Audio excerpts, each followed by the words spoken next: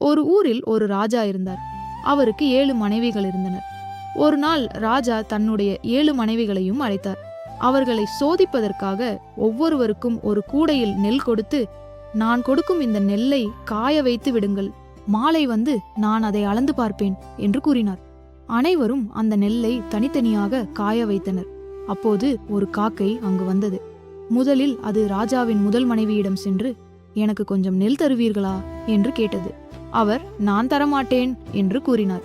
இதேபோல் மற்ற 5 மனைவிகளிடமும் கேட்டது. அவர்கள் அனைவரும் தர மறுத்தனர்.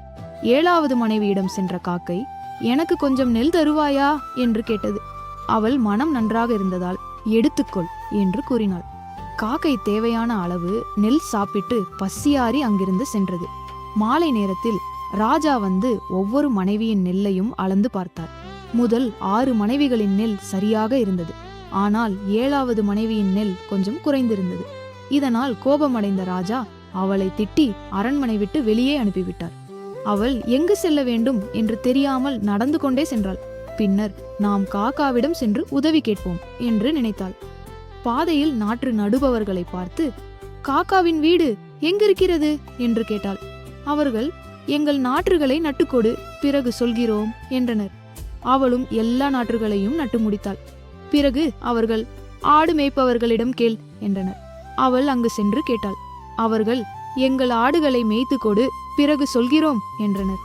அவளும் அவற்றை மேய்த்து தண்ணீர் காட்டி கட்டிவிட்டு கேட்டாள். அவர்கள், அந்த கைப்பம்பிடம் கேள் என்றனர். அவள் கைப்பம்பிடம் சென்று கேட்டாள்.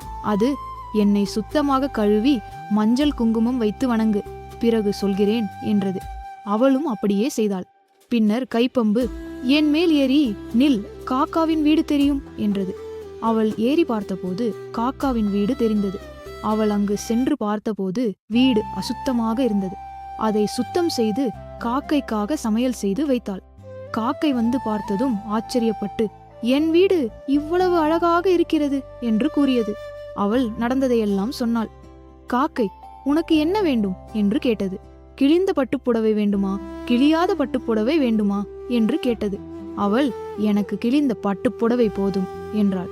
அவளின் நல்ல மனதை புரிந்த காக்கை கிழியாத பட்டுப்புடவையும் தங்கம், வைரம், மாடு, வண்டி ஆகியவற்றையும் கொடுத்து அவளை அனுப்பியது. திரும்பும் வழியில் கைப்பம்பு, ஆடு மேய்ப்பவர்கள், நாற்று நடுபவர்கள் அனைவரும் அவளுக்கு பரிசுகள் கொடுத்தனர். அவள் சந்தோஷமாக வீட்டிற்கு திரும்பினாள். ராஜாவும் அவளை அன்புடன் வரவேற்றார். இதை கண்ட மற்றொரு மனைவி பேராசையுடன் காக்காவிடம் செல்ல முடிவு செய்தாள். ஆனால் அவள் யாருக்கும் உதவவில்லை. எல்லோரிடமிருந்தும் உதவி கேட்டு சென்றாள். காக்காவின் வீட்டிற்கு சென்றதும் சுத்தம் செய்யாமல் உட்கார்ந்தாள். காக்கை வந்ததும் அவளிடம், உனக்கு என்ன வேண்டும் என்று கேட்டது. அவள், எனக்கு கிழியாத பட்டுப்புடவை வேண்டும் என்று பேராசையுடன் கேட்டாள்.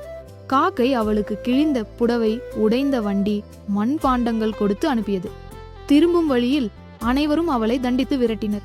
அவள் அரண்மனைக்கு திரும்பியதும் ராஜா அவளை அவமதித்து, பேராசை பெரும் நஷ்டம் தரும் என்று கூறினார்.